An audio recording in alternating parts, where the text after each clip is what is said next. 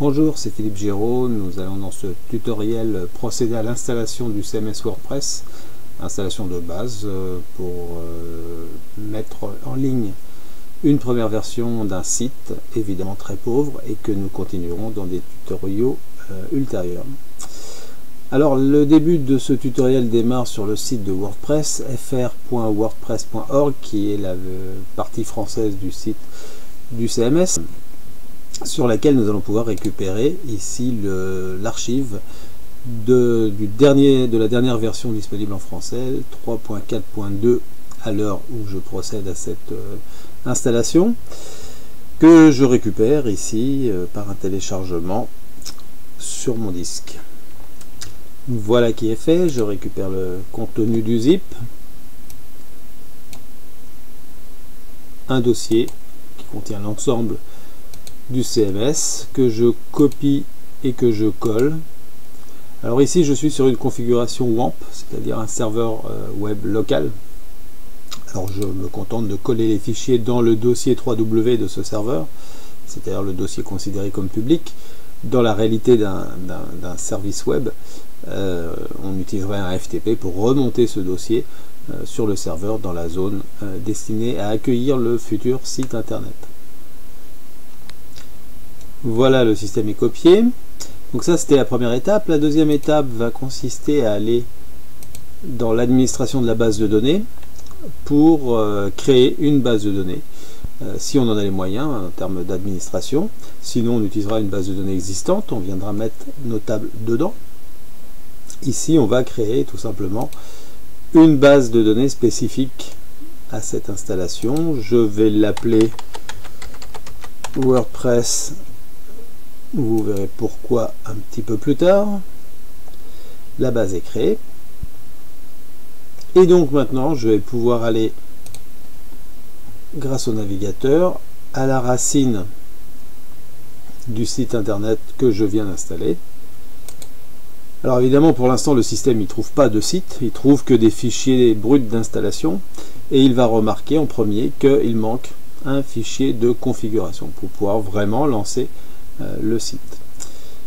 Donc il nous propose de déclencher un assistant d'installation ici pour créer de façon automatique ce fichier. Nous verrons après qu'on peut le créer à la main, mais c'est prévu dans le processus d'installation. On va le faire comme ça une fois. Il nous prévient de ce qu'il nous faut comme information, c'est-à-dire les informations techniques de connexion à la base de données, nom de base, nom d'utilisateur, mot de passe, adresse du serveur, et on pourra choisir le préfixe de notre table. C'est parti. Nom de la base de données, vous voyez qu'il nous propose par défaut WordPress, d'où le nom que j'ai créé dans ma base de données, mais évidemment je peux l'appeler comme je le souhaite.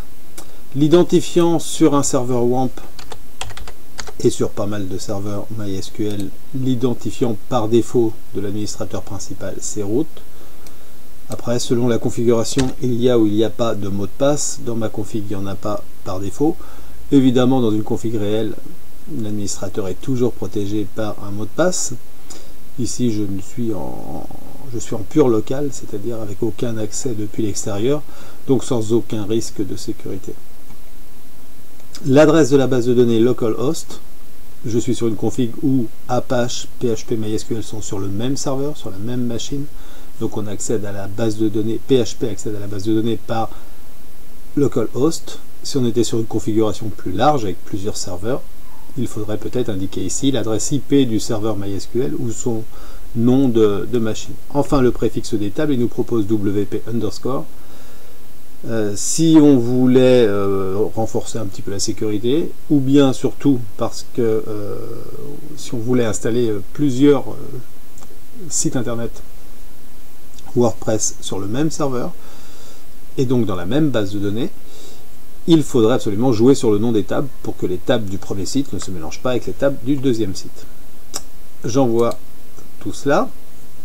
Le système vérifie que les paramètres sont bons, que la connexion peut s'établir vers la base de données. Il nous dit que tout va bien et on peut passer à la deuxième phase qui est la configuration du site internet lui-même. Donc là, ici, on va donner un titre à ce site temporaire qu'on pourra changer très facilement par le back-office. Et on va, ça c'est le plus important, créer un administrateur du site donc un administrateur du CMS.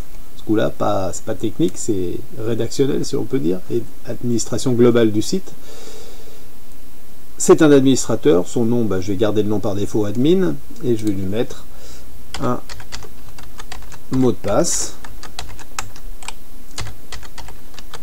Il me dit que la sécurité est moyenne avec ce mot de passe, mais bon, pour l'essai ça ira. Une adresse mail, la mienne. Tout ça peut se changer par la suite sans aucun problème, il n'y a rien de définitif. Je vais décocher la demande auprès des moteurs de recherche pour indexer le site, puisque je suis sur une config locale, ça n'a pas trop de sens, mais dans la réalité, comprenez bien, a priori on le cocherait. Alors on ne cochera pas forcément tout de suite, le temps de fabriquer le site, on peut là aussi le changer dans le back-office ultérieurement. Et donc, on lance l'installation WordPress.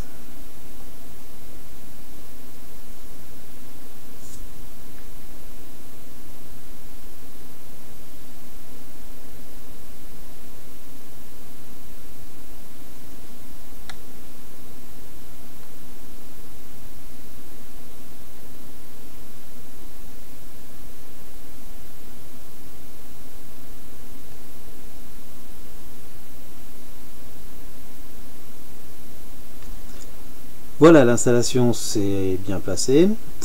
Le système nous dit que l'identifiant est admin, que le mot de passe est celui qu'on a choisi, et nous permet de nous connecter au système avec ses codes.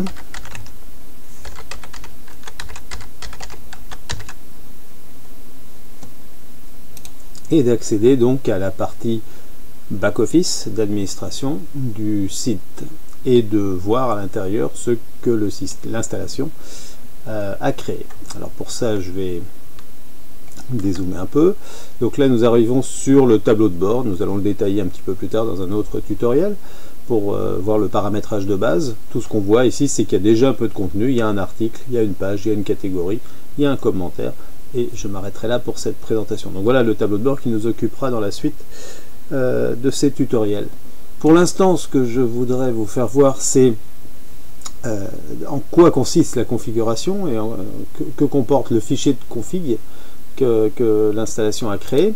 Alors pour ça, il faut aller dans le dossier d'installation du site, ici WordPress, pour voir à l'intérieur donc ce que représente une installation WordPress. Donc voilà ce qu'il y a dedans. Il y a principalement un fichier index qui sera le cœur de tout le site, puisque nous sommes sur une architecture MVC avec un fichier universel, si on peut dire, qui appelle après les autres vues à l'intérieur. 3 répertoires, un pour l'administration, celui qui permet de gérer le back-office, un pour le contenu, c'est là que nous y mettrons beaucoup de choses pour la suite, et puis les includes, des fichiers un peu techniques. Dans ce dossier, on voit quoi? On voit un fichier wp-config qui vient d'être créé. Et à côté, vous voyez un wp-config sample. C'est donc un fichier d'exemple. Ça veut dire qu'au début, le wp-config n'existait pas, quand j'ai copié le dossier. Il a été créé par le processus d'installation, mais on aurait pu le créer manuellement en repartant du wp-config sample et en allant à la main modifier les valeurs. Alors pour ça, on va l'ouvrir, ce fichier wp-config, pour constater ce qu'il y a dedans.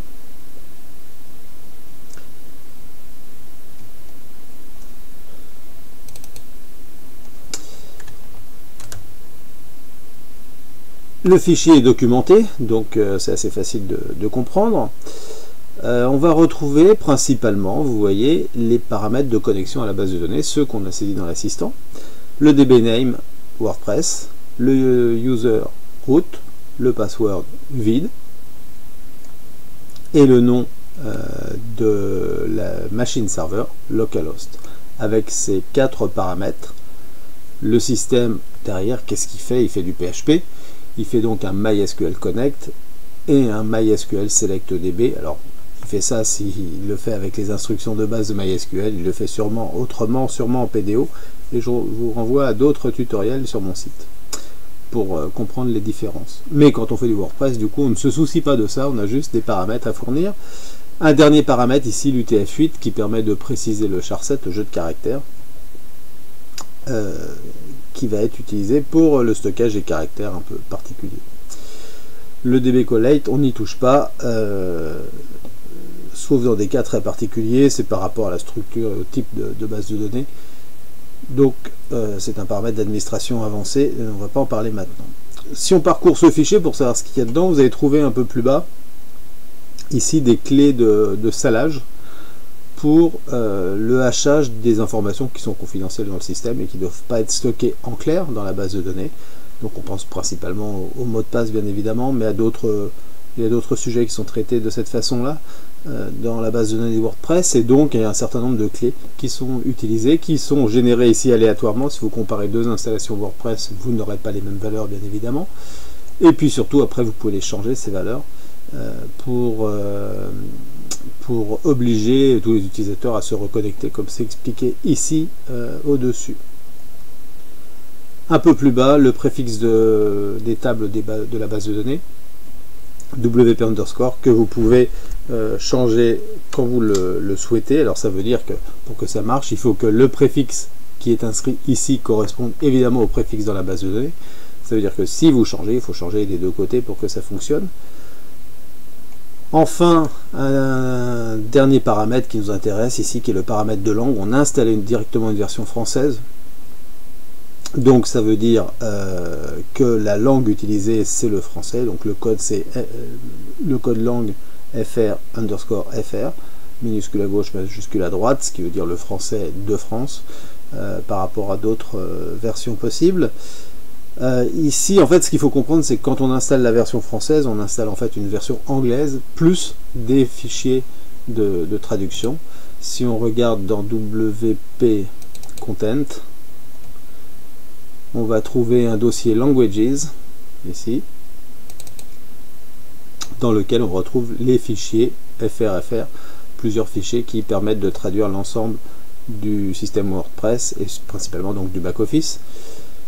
Ça veut dire que si on avait installé une version d'origine anglo-saxonne, le dossier langage n'existerait pas, il faudrait télécharger les fichiers sur le site de la communauté française de WordPress, les rajouter dans ce dossier avec ce nom-là, et rajouter donc le paramètre dans le fichier de configuration. Voilà, donc dernière chose à constater, c'est que si je vais sur le site internet, j'ai le site qui se lance, donc la partie front office avec un thème par défaut, c'est-à-dire l'apparence, et un contenu par défaut, on le voit ici par ce premier article, une page d'exemple ici, et quand on est sur les articles, donc sur la page d'accueil, une sidebar à droite avec plusieurs fonctionnalités. On verra comment ça s'appelle et comment ça se définit sur les articles récents, les commentaires récents, les archives, les catégories et les balises méta qui permettent entre autres de rejoindre le back-office ici. Voilà, ce tutoriel va s'arrêter. C'était une première étape très simple. L'installation est entièrement assistée. C'est l'installation en 5 minutes, comme ils disent chez WordPress, pour justifier la facilité d'installation de ce système. Dans la prochaine étape, on verra comment on peut configurer dans un premier niveau, dans un deuxième niveau, donc par rapport à ce qu'on a fait là, le système pour aller vers la création d'un site. Voilà, je vous remercie, à bientôt, au revoir.